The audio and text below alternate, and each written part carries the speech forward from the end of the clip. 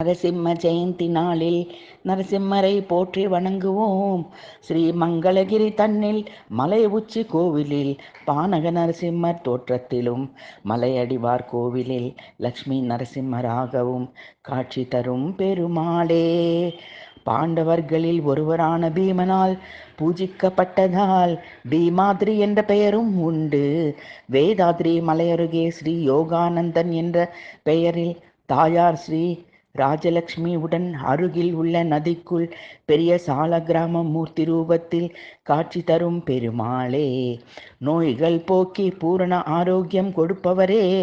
ஸ்ரீ கேதவரம் மலை மேலும் கீழே கிருஷ்ணவேணி நதிக்கரையிலும் காட்சி தரும் பெருமாளே.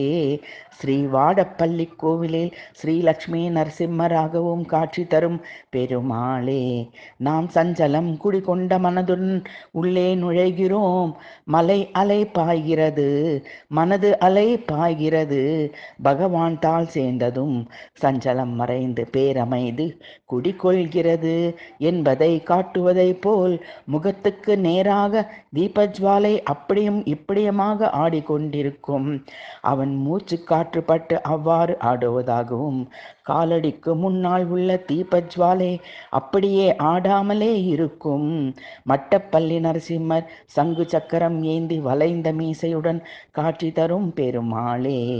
நரசிங்கபுரம் லக்ஷ்மி நரசிம்மர் 7.5 அடி உயரத்துடன் வலது காலை கீழே வைத்து இடது காலை மடித்து சிரித்த முகத்துடன் 7.5 அடி உயரத்துடன் வலது காலை கீழே வைத்து இடது காலை மடித்து சிரித்த முகத்துடன் பக்தர்களை நோக்கியபடி அமர்ந்த தாயார் மகாலட்சுமி அமர வைத்து தனது இடது கையால் தாயை அரவணைத்தபடி வலது கரத்தை அபயஹஸ்தமாக காட்சி தரும் பெருமாளே.